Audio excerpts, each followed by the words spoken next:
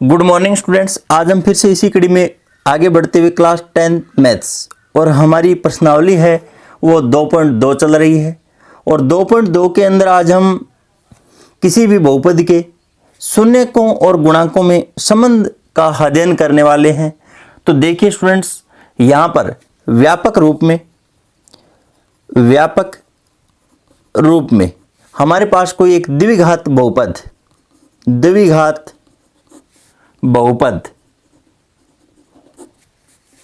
px बराबर ax² plus bx और plus c। यहाँ पर व्यापक रूप के अंदर हमने एक द्विघात बहुपद है वो px बराबर ax² plus bx plus c लिया है, जहाँ a नॉट इक्वल टू 0 होना चाहिए। तो इसके दो शून्यक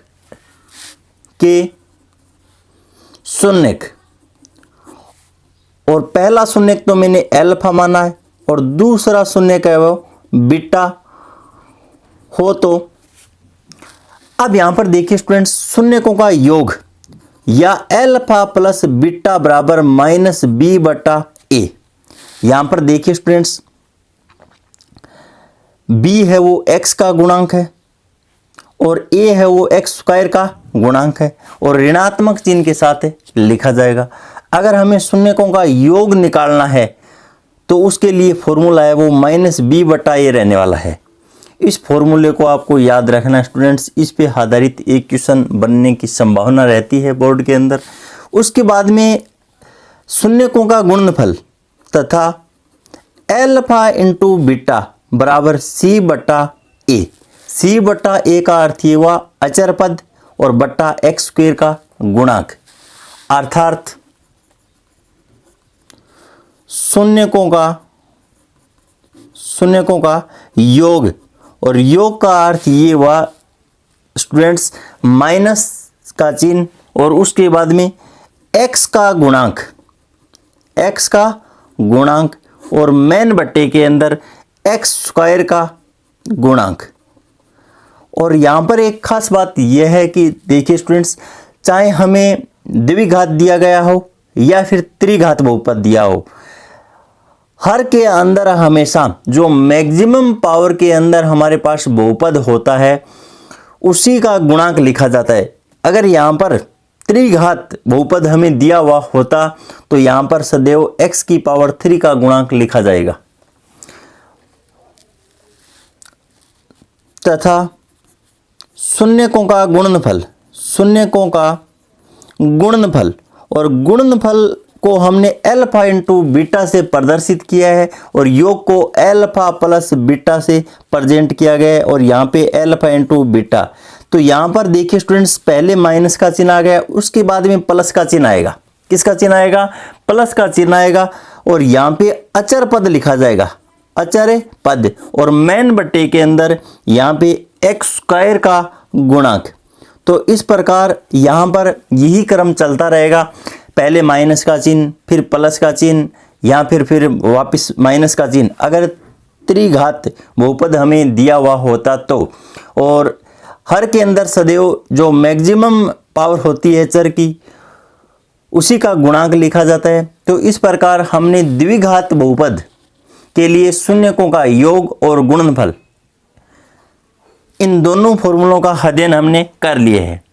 उसके बाद में देखिए स्टूडेंट्स, यहाँ पर अगर हमारे पास कोई त्रिघात बहुपद अगर दिया गया है तो उसके लिए हम शून्यकों का योग गुणनफल किस प्रकार से ज्ञात कर। उसके बाद में देखिए स्टूडेंट्स, हम व्यापक रूप में त्रिघात बहुपद के लिए चर्चा करेंगे। तो यहाँ पे त्रिघात बहुपद व्यापक रूप के अंदर यहाँ पर देखिए ax की power 3 plus bx² plus cx और प्लस d।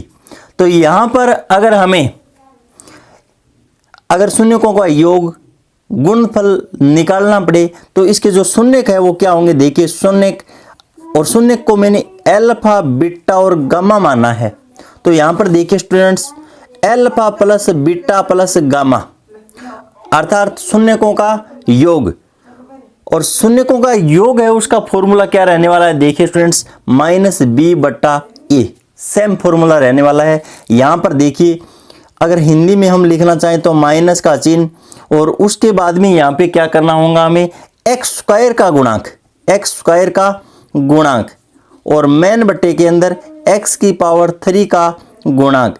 और यहाँ पर देखिए स्टूडेंट्स, अगर आपको फॉर्मूला याद नहीं रहता है तो यहाँ पर एक इम्पोर्टेंट बात ये है, अगर यहाँ पर मैक्सिमम पावर लिखी जाएगी तो यहाँ पर उससे एक कम घात लिखी जाएगी, अर्थात x का गुणांक आएगा। और उसके बाद में देखिए स्टूडेंट्स, यहाँ पर एक्स स्क्वायर का गुणांक लिख दिया, और उसके बाद में यहाँ पे पहले योगफल के लिए ये ट्रिक काम करेगी। और गुणनफल अगर हमें निकालना हो तो यहाँ पर द्विघात के अंदर देखिए स्टूडेंट्स, x का भी हमने जिक्र कर लिया है और एक्स स्क्वायर का भी जिक्र कर लिया है, इन दोनों पदों का तो जिक्र हो चुका है। उसके बाद में पहले पद और तीसरे पद का जिक्र करना है, तो यहाँ पे तीसरा पद है वो अचर है। क्या है, अचर, या फिर हम यूं बोल सकते हैं, यहाँ पर देखिए x की पावर 0, और x की पावर 0 का मान कितना होता है स्टूडेंट्स, 1 होता है। तो यहाँ पर अचर पद बट्टा एक्स स्क्वायर का गुणांक लिखा जाएगा।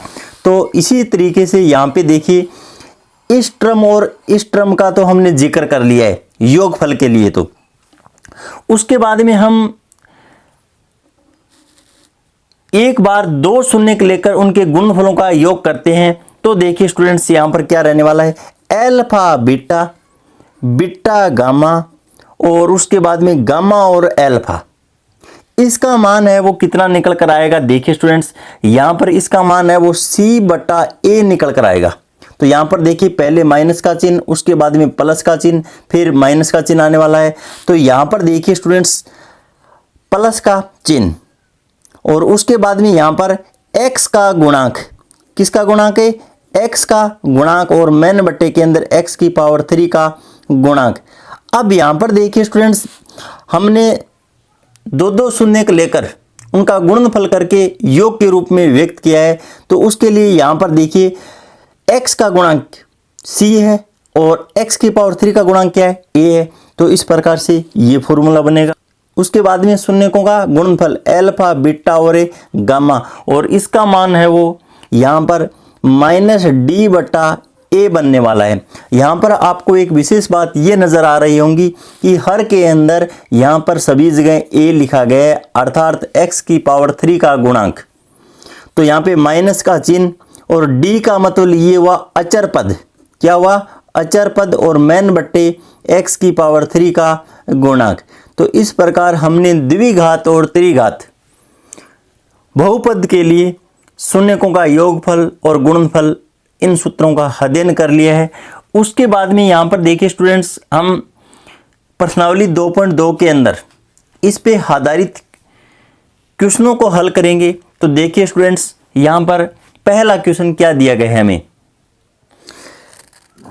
निम्न द्विघात बहुपदों के शून्य ज्ञात कीजिए और शून्यकों तथा गुणांकों के बीच में संबंध और सत्यता की जांच कीजिए। और इसके अंदर टोटल है वो 6 पार्ट दिए गए हैं।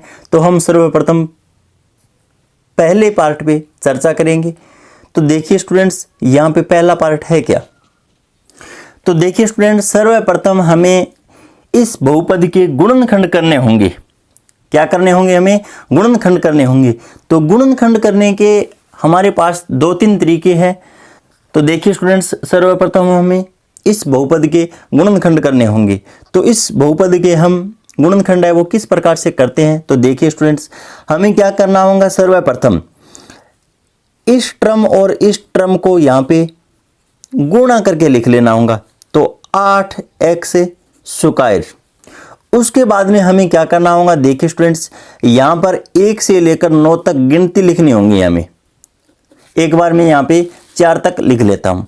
उसके बाद में आपको अचर पद के आगे चिन्ह देखना होगा। क्या देखना होगा स्टूडेंट से, चिन्ह देखना होगा। अगर चिन्ह ऋणात्मक है, क्या है स्टूडेंट से, चिन्ह अगर ऋणात्मक है तो यहाँ पे जो x का गुणांक लिखा गया है उसको हम बढ़ते क्रम में लिखेंगे। और कहाँ पर लिखेंगे और किस प्रकार से लिखेंगे, देखिए स्टूडेंट्स, यहाँ पर ऋणात्मक चिन्ह है, इसका मतलब ये हुआ 2 का बढ़ता क्रम है वो कितना आएगा, 3 आएगा। तो यहाँ पर मैंने 3 लिख दिए, उसके बाद में 4 लिख दिए। अब देखिए स्टूडेंट्स, यहाँ पर गुणा करने पे हमारे पास 8x स्क्वायर आ जाना चाहिए। यहाँ पर ये मान है वो क्या आ जाना चाहिए, गुणा करने पर गुणा करने पे हमारे पास 8x² आ जाना चाहिए। तो हमारे पास संख्यात्मक रूप से मान सर्वप्रथम 8 लाना होगा। तो यहाँ पर 1 का जब हम 3 से गुणा करते हैं तो हमारे पास मान है वो 3 ही आएगा। लेकिन जब हम 2 का गुणा 4 से करते हैं तो संख्यात्मक रूप से मान 8 आता है। लेकिन उसके बाद में हमें तो x² लाना है, तो यहाँ पर भी मैं x से गुणा कर देता हूँ और यहाँ पर भी x से गुणा कर देता हूँ। तो फिर हमें क्या करना होगा, 2x का 4x से गुणा करना होगा, और 2x का 4x से गुणा करते हैं तब हमें 8x² प्राप्त होता है। उसके बाद में हमें यहाँ पे गुणा का जो गुणधर्म है वो तो हमने चेक कर लिया है। उसके बाद में यहाँ पर योगफल वाली प्रॉपर्टी भी लगनी चाहिए। गुणा करने पे तो 8x² आना चाहिए, जोड़ने या घटाने पर, जोड़ने या घटाने पर हमारे पास -2x आना चाहिए। कितना आना चाहिए, माइनस का 2x। तो हमारे पास दो संख्याएं, एक तो पहली संख्या है 2x है और दूसरी संख्या है हमारे पास 4x है। तो हम इसके अंदर क्या करें ताकि हमारे पास -2x आ जाए। तो यहाँ पर मैं प्लस का चिन्ह लगा देता हूँ और यहाँ पर माइनस का चिन्ह लगा देता हूँ। जब दो बीजीय व्यंजकों का हम योगफल या घटाव करते हैं तो परिणामी रूप से हमारे पास -2x बचता है। तो इस प्रकार हमने यहाँ पर दोनों प्रॉपर्टियों का पालन करवा दिए। तो फिर हमें क्या करना होगा, देखिए स्टूडेंट्स, केवल और केवल इतने टर्म को यहाँ पे हमें तोड़ना होगा। किस रूप में, +2x और -4x, और बाकी जो पद है वो सेम टू सेम रखने होंगे। तो यहाँ पर देखिए स्टूडेंट्स, x² प्लस का 2x माइनस का 4x और माइनस का 8। तो हमने केवल और केवल यहाँ पे इतना ही काम किया है। x² को तो यहाँ पर एज टू एज x² रख दिए और उसके बाद में -8 को एज टू एज रख दिए। -2x के हमने टुकड़े किए हैं, वो किस रूप में, +2x और -4x के रूप में। और उसके बाद में यहाँ पर जो कॉमन बन रहा है दो पदों के अंदर, हम उसको कॉमन ले लेते हैं। तो यहाँ पर कॉमन बन रहा है और यहाँ पर भी कॉमन बन रहा है। यहाँ पर हमारे पास कॉमन है वो x बन रहा है, तो यहाँ पर x प्लस है 2। यहाँ पर जो गुणनखंड बचेगा वही यहाँ पे x प्लस है 2। अब उसके बाद में हमें क्या करना होगा, इस टर्म में से यहाँ पर x प्लस 2 तो हमने यहाँ पर पूर्व के अंदर लिख दिया है, पूर्व के अंदर ही लिख लिया है, क्योंकि यही टुकड़ा यहाँ पर सेम बनने वाला है। तो यहाँ पर बाहर कॉमन क्या बनेगा इसके अंदर, तो यहाँ पर देखिए स्टूडेंट्स, 4x माइनस का है और माइनस का ही 8 है। इसके अंदर हम क्या कॉमन ले ताकि हमारे पास अंदर x प्लस 2 बच जाए। या फिर आपके पास एक दूसरा मेथड ये है कि 4x के अंदर x का जब हम भाग लगाएंगे तो यहाँ पर सीधी सी बात ये है कि 4 तो यहाँ पे बाहर कॉमन बचेगा। अब कौन से चिन्ह के साथ बचेगा, तो यहाँ पर देखिए स्टूडेंट्स, -4 कॉमन हमें लेना पड़ेगा, क्योंकि यहाँ पे माइनस का चिन्ह है। तो यहाँ पर अब इस टर्म को इस टर्म के साथ हम अलग अलग गुणा करवाते हैं तो यही सेम पद हमें प्राप्त होंगे। -4 का x के साथ जब हम गुणा कराएंगे तो -4x, और माइनस का प्लस के साथ जब हम गुणा करवाते हैं तो माइनस, और 4 का 2 से मल्टीप्लाई 8। तो इस प्रकार हमने यहाँ पे इसके फैक्टर कर लिए, और फैक्टर करने के बाद में वापस x प्लस 2 यहाँ पे कॉमन बन रहा है, तो यहाँ पर x माइनस है 4। अब देखिए स्टूडेंट्स, हमें तो शून्य ज्ञात करने हैं, और शून्य ज्ञात करने का पूर्व के अंदर हमने एक तरीका ये भी पढ़ा है कि उस बहुपद को शून्य के बराबर रख दो और उसके बाद में उसके शून्य का मूल और हल ज्ञात कर सकते हैं। तो यहाँ पर देखिए students, x plus 2 x minus 4, और इसको मैंने शून्य के बराबर पुट कर दिया है। तो यहाँ पर x प्लस 2 बराबर भी 0 आ रहा है और x माइनस 4 बराबर भी क्या आ रहा है, शून्य प्राप्त हो रहा है।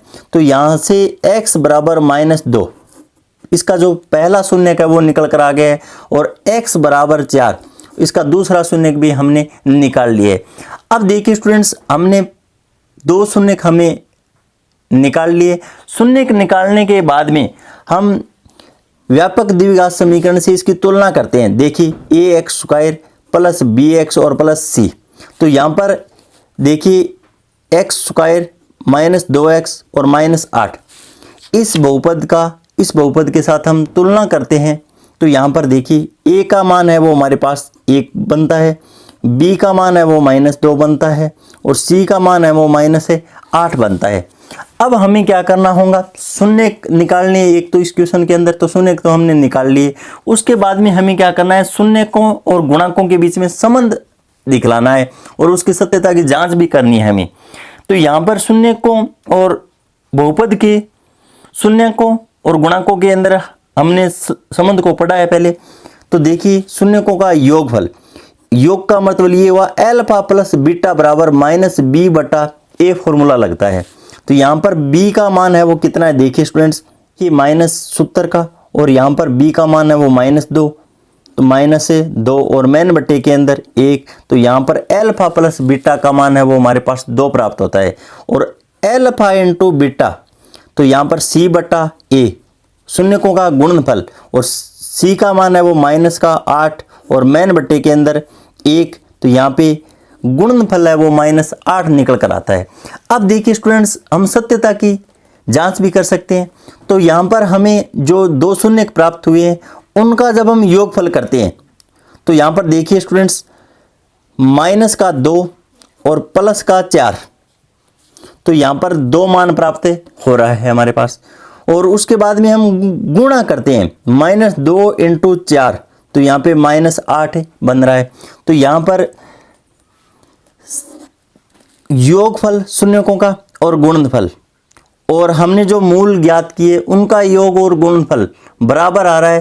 तो यहाँ पर जो दिया गया क्वेश्चन है वो क्या है, सत्य है। तो यहाँ पर बहुपद के शून्यकों और गुणांकों के बीच जो संबंध दिया गया है वह सत्य है।